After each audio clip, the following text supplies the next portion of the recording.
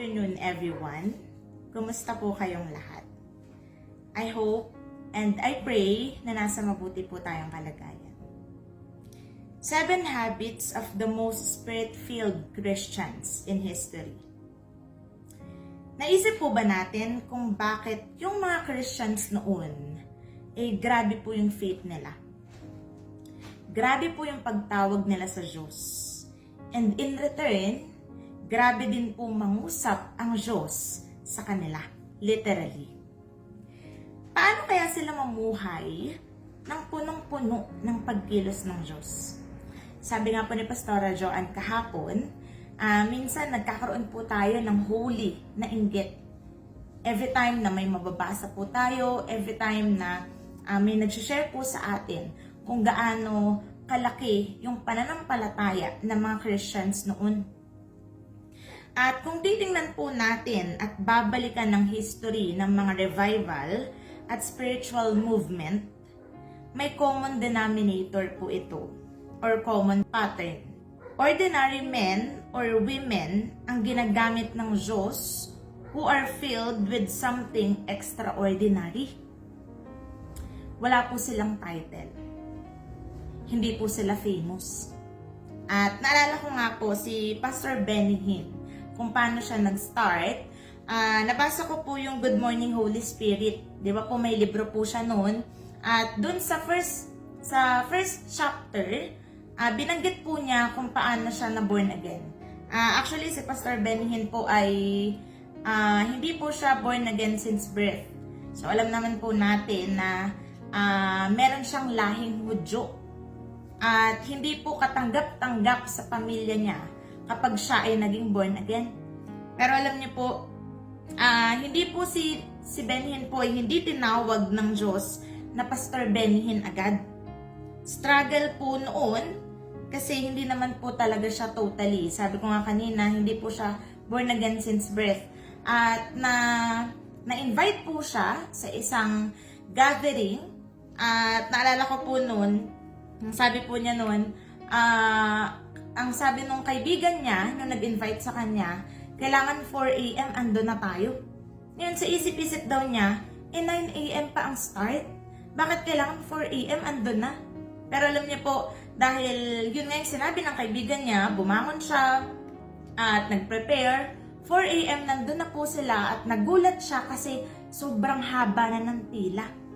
At nalaman niya po na yung mga tao ay 2 a.m. pa lang nandun na, nag-aabang na, nakapila na. Nag-aabang na po sila na bubuksan yung paggaganapan ng event. At ang isa pang kinagulat po niya ay babae yung preacher na si Catherine Kuhlman po. Na kung saan doon niya nakuha yung anointing na meron siya. At alam niyo po, nagsimula siya noon, nag-struggle siya, pero in the end, alam naman po natin yung history, alam po natin kung ano na po si Pastor Benny Hinn ngayon.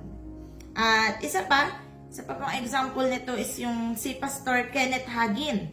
And so, alam naman po natin na bata pa lang siya, tinaningan na siya ng buhay. Tama po. Pero dahilan sa faith niya, dahilan sa nalaman niya na kaya siyang pagalingin ng Diyos, at ginamit po siya ng Lord nung time na na-born again po siya. Pero ang kaibahan, dala nila yung presensya ng Diyos na pinaglilingkuran po nila. Hindi sila yung typical na Kristiyano na makikita lang tuwing linggo. At kapag umulan pa, hindi nadadalo. Hindi po sila yung religious kasi yun yung nasimulan ng pamilya po nila. Sila yung mga taong malalim sa pananampalataya na minarkahan na ng Diyos. At meron po ditong mga example, sila Dwight Moody, John Wesley, George Muller, and John Hyde. May something po sa kanila na makikita natin yung spiritual authority. At grabe po yung passion nila sa paglilingkod. Pero ano po ba yung something different na meron sila? Naturally, more spiritual po ba sila kaysa sa atin? or pinractice nila yung mga simple habits na itinuturo sa atin ng Biblia. And then, ito na yung nag-lead sa kanila para sa pinakamalalim na relasyon sa Holy Spirit. At gaya nga po ng topic po natin ngayong week, 7 Habits of the Most Spirit-Filled Christians in History. Sabi nga po ni Pastora Joanne kahapon, ang habits po ay kumbaga daily routine. At alam niyo po, it takes 21 days para maging hobby ang isang bagay. At sa number 3 po na pag-aaralan po natin, ang nakalagay po dito, a missionary heart, faith that overflows. Nalala ko po, may isang training, medyo matagal na po ito. Ang tanong po sa amin, paano mo nasabing tinawag ka? At dalawa po sa mga sagot na natatandaan ko, sabi po dito, una, hindi mo maiwan ang ministry mo. Kasi may mga times po na, di ba po, tayong mga workers, nagbabakasyon po tayo. Masaya pong magbakasyon. Masayang makita yung pamilya, masayang makabanding yung family na ilang months na hindi mo nakasama. Pero may mga times po na kapag nasa bahay ka na, parang nangungulila ka dun sa iniwanan mong church.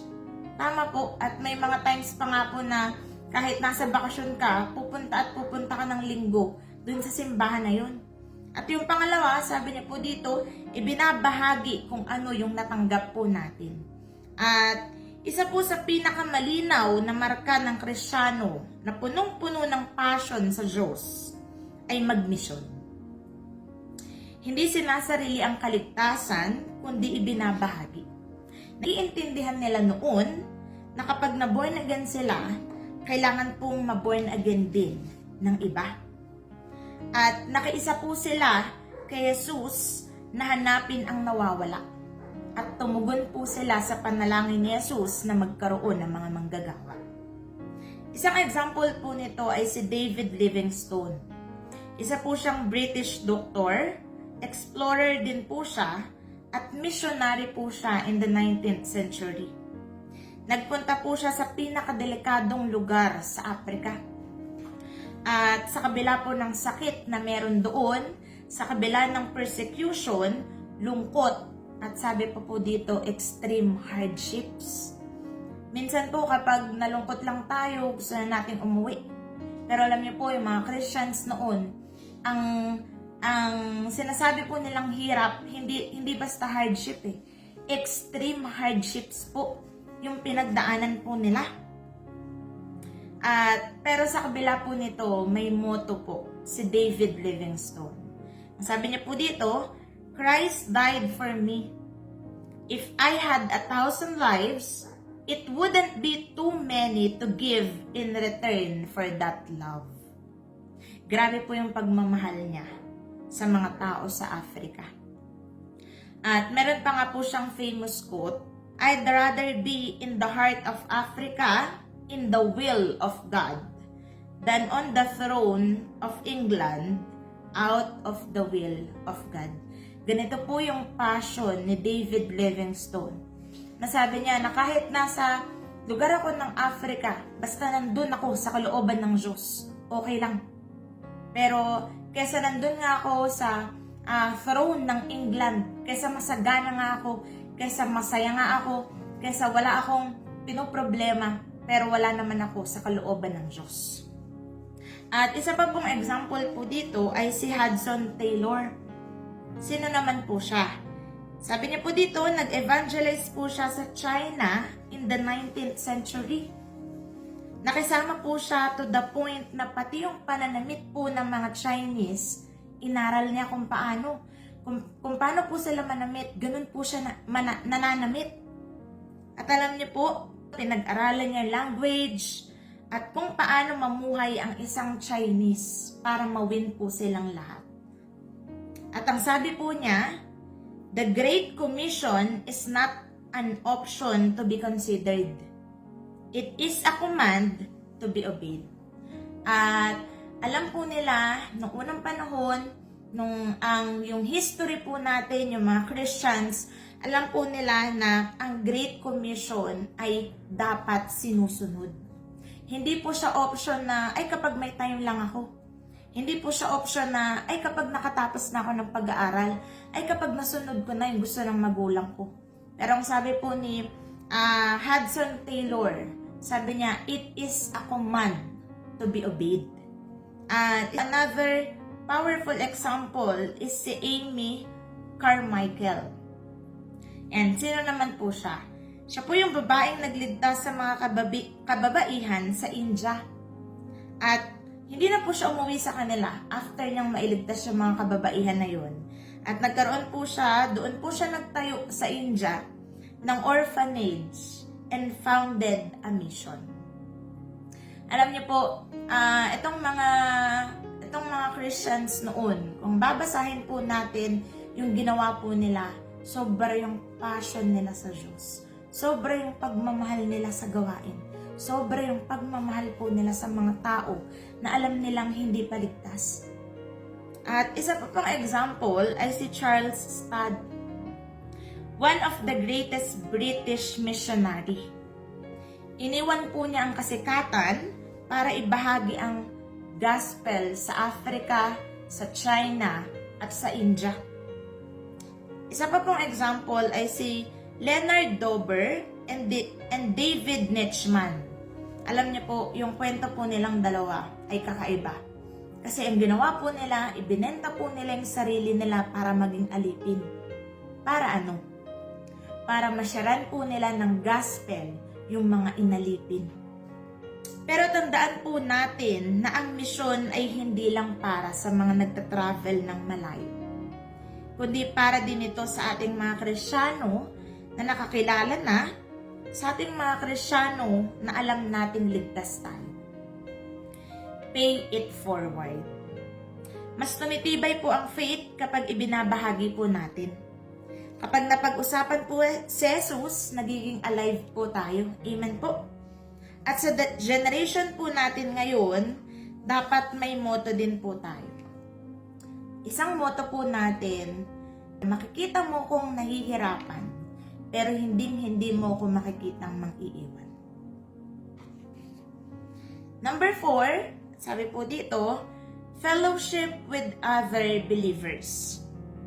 Sabi nga nila, no man is an island. At alam na alam nating mga Kristiyano na kapag mag-isa lang ang tupa, madali lang siyang atakihin ng mga lobo. Same lang po sa atin. Yung mga great revivals in history, galing po yun sa mga committed communities. Example po nito is yung mga sinaunang Christians, sinaunang churches. Alam niyo po, may mga church pala noon, nag-commit po sila ng non-stop prayer chain that lasted 100 years. Naalala ko po before, meron po tayong ginawa na hindi ko po alam kung nangyari po ito sa ibang outreach. Pero ang naalala ko po, nag-create po ang Rema Mauban ng prayer chain. Na halimbawa po, magko-commit ka ng 2 hours, tapos, for example na lang, no? Halimbawa si Pastor Mulo, ang commitment niya ay 12 a.m. hanggang 2 a.m. Tapos, after po nun, mag-chat po siya sa susunod. Tapos na ako mag-pray, ikaw naman. At dati po, nag-commit po ako noon, parang something na 4 p.m. po ata yung sa akin to 6 p.m. Tapos, meron po akong sinusundan na kabataan. At mag-chat na lang po siya sa akin kapag tapos na siya. So, prayer chain. At alam niyo po, nangyari po ito way back sobrang tagal na. At sinaunang Christian po ito at naglast po sila ng 100 years. Imagine po natin, no? Ganun yung passion nila sa prayer at nakuha po nilang i-encourage yung iba. At nagtagal po ito ng 100 taon. Alam niyo po, nung time na yon, sila po ay always nag-share sa mga tao, sa mga sa grupo po nila. Sabi po nila, they live in holiness. At sabay-sabay po silang nag-aral ng Bible. and lovingly corrected one another. So, hindi po sila, kapag may mali, hindi po nila tinotolerate. Dahil dyan, naging greatest missionary movement ang fellowship in history. Example po nito is si John Wesley, yung nabanggit ko po kanina. Nag-gather po siya ng mga small groups. Doon po, nagpe-pray po sila sama-sama, nagsasabihan po sila ng mga struggles, at sabay-sabay po silang nagpapalakasan. At isa pa po, si George Whitefield, siya naman po ay nagsusulat weekly ng mga encouragement letters sa mga ibang mga preachers para mapalakas din po sila.